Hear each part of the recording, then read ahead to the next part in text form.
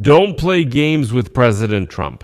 A message with this statement appeared today on the official Russian language page of the United States Department of State, followed by the signature, President Trump. A man. You didn't know about it before, now you do. This was a clear greeting from Donald Trump to Vladimir Putin and a hint about the fate of Nicolas Maduro. In addition, Trump refused to believe in the Kremlin's fabricated attack by Ukrainian drones on Putin's residence in Valdai and stated that he is not afraid of the Russian dictator. Therefore, it would be better for Putin to think about the fate of his country if the war in Ukraine continues. Trump recently stated directly that he is ready to introduce a new package of sanctions against Russia and Putin personally, and also said that after the operation to overthrow Nicolas Maduro, oil prices will not please Putin. But as if that wasn't enough, Trump delivered another blow to the Russian dictator. The American president stated directly that India will face increased trade tariffs if it does not completely stop buying Russian oil. He said that reducing purchases of Russian oil is good, but it's not a solution, and India would be better off giving it up completely. And against this backdrop, Russians aren't even saying a word to the United States about the capture of Maduro, who was sentenced today in a New York court. It's interesting that rumors are already spreading that the Kremlin is even trying to bargain something from the Americans in this situation. Like, how about you give us Ukraine and we won't say anything about Venezuela? As if anyone is actually going to listen to Putin. By the way, about the trial concerning Maduro. Check out the previous episodes if you haven't seen them, all the details are there. And the most that Moscow did was to convene the United Nations Security Council together with Beijing to express their deepest, greatest concern. My name is Alexei Pichi. Let's discuss this topic together, but before we start, I ask you to subscribe to the channel, like this episode, and leave any comment under this video. This really helps a lot in promoting the content on YouTube, and I will be very grateful to you for that. Also, subscribe to my Telegram channel Pichi News. The link to it is in the description of this video. There we publish breaking news as it comes in, and often it comes out there faster than here on YouTube. The first thing I noticed was Donald Trump's statement that there was no attack on Putin's residence in Valdai. This is complete nonsense, and Trump stated this categorically. A journalist on board the presidential plane asked Trump, "You said you would be very angry with Zelensky. If it turns out that he carried out that strike on Putin's residence," Trump replies, "That strike happened at all." The journalist said, "And did Putin tell you on the phone that it happened? You came out and said you believed him." There was some criticism. Trump interrupts and says, "There was something that happened quite close, but it has nothing to do with Vladimir Putin's residence." Then the journalist asks, "Why did you believe Putin at that moment and say that about the Ukrainian president?" Trump replies, "Because at that moment, nobody knew. I was the first one who heard about it." Did they strike his residence or something? After we were able to find out, we don't believe that happened. You said you were very pleased with President of Ukraine, Zelensky, if he was one of those who carried this out at the residence. I don't believe that this strike actually happened. Putin said during a call that the strike happened. You repeated it, believed him, and faced criticism. There is something that happened nearby, but it's not related to this. Why did you believe Putin at that moment and speak about Ukraine? No one knew about that moment. I was the first to hear. He said his house was attacked. We don't think that happened. We were in Ukraine then. But that was the first thing we heard about. And here. Let me remind you that American intelligence clearly stated that there was no attack on Putin's residence in Valdai.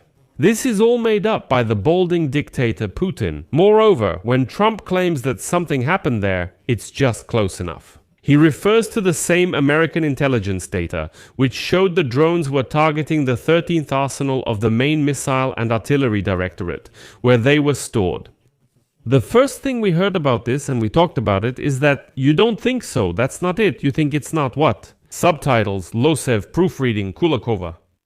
What's important? This military facility is located 50 kilometers from Putin's residence. And if you look at the map, the flight path of the drones really could have passed somewhere near Putin's residence. But these drones were clearly not targeting his residence.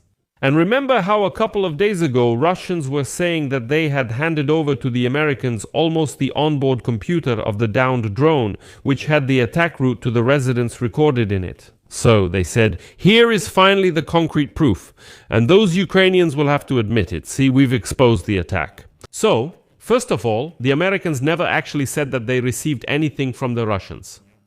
Complete silence. I don't see how anyone could think they actually delivered something to the Americans. That's nonsense. Secondly, Trump made his statement after these statements from the Russians. Even if we assume they handed something to the Americans, Trump then said there was no attack, everything was checked, and no attack was found. And thirdly, did you notice that even Russian propaganda no longer talks about this fake attack on Putin's residence? Did you notice how they all suddenly went silent? They failed to disrupt the negotiations, they failed, but it seems this really made Trump very angry. The President of the United States said that he is not thrilled with the Russian dictator Vladimir Putin, and he did not inform him when he ordered to deal with Putin's Venezuelan friend Nicolas Maduro. And he is definitely not afraid of some bold dictator. Trump added that he hopes to make progress in peacefully resolving Russia's war against Ukraine. Once again, he repeated his claim that he inherited this war from Biden, Zelensky, and Putin, but then he made a very interesting statement, quote, "If our people, our military, were involved in the war between Ukraine and Russia, it wouldn't last very long, but right now it's a bloody slaughter." Trump has begun moving from words to action, and capturing Maduro will bring serious consequences for Putin. Let's discuss oil. As Bild writes today, the Kremlin fears that the overthrow of Maduro could crash oil prices and hit the Russian economy. That's why today Putin issued an order to urgently increase the collection of taxes and fees from Russians to cover the budget deficit. You can check the Kremlin's website for these materials yourself. Already in the first half of 2026, Putin is demanding that the government launch a plan to legalize the economy and at the same time accelerate economic growth, which by the end of last year had slowed down to almost zero.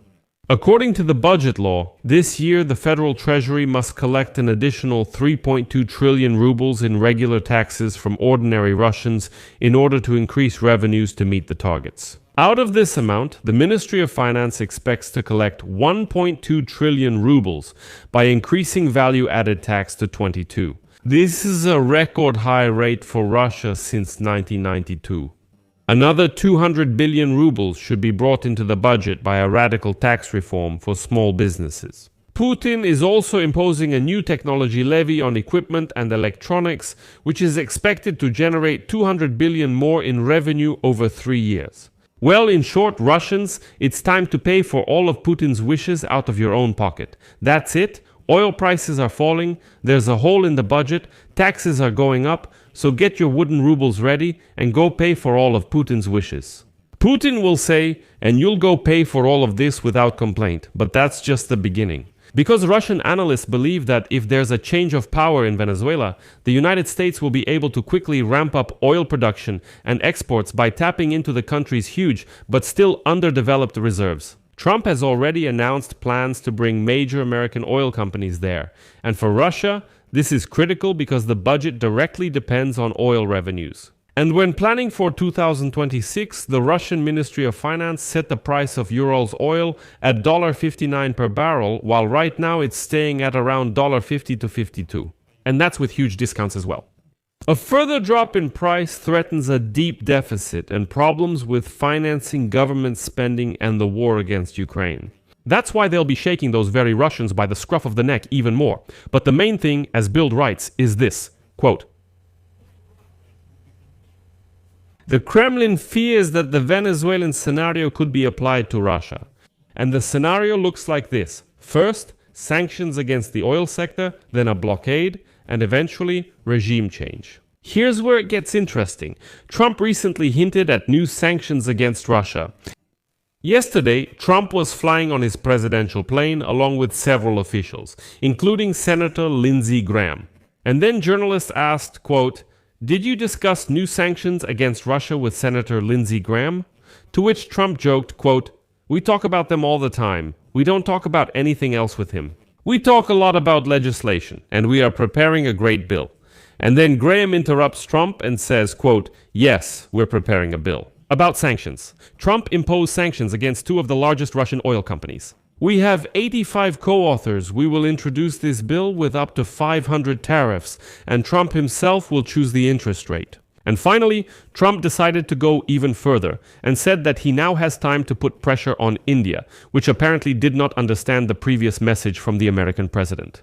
Lindsey Graham told a story about how he met with Indian officials and they complained about the tariffs. Here's a quote from Lindsey Graham. Trump imposed 25% tariffs on India for buying Russian oil. Last week, I visited the Indian ambassador's residence, and he only wanted to discuss how they had cut back on buying Russian oil. He said, could you tell the president to ease the tariffs so it's working? And then Trump burst in, and here's his quote. India wanted to please me. Actually, Narendra Modi, the Prime Minister of India, is a good guy. He knew I wasn't happy, and it was important to him that I was happy. We can raise tariffs on them very quickly, and that would be very bad for them. And I'll tell you, the Russian economy is lousy right now. So it looks like we're at the stage where Donald Trump has decided to put pressure on Putin's economy and watch as it beautifully plunges into the abyss. I'll leave it at that. Share your opinions and conclusions in the comments below this episode, subscribe to the channel, hit the bell, and don't forget to like it, friends, if you found this episode useful and interesting. You can support the work of this YouTube channel financially with your donation or a paid subscription using the links and details provided. The video description says, support the channel Alexei Pechi. Choose any format you prefer. I will be grateful for any support from you. That's all for now. Take care of yourselves. Goodbye, everyone.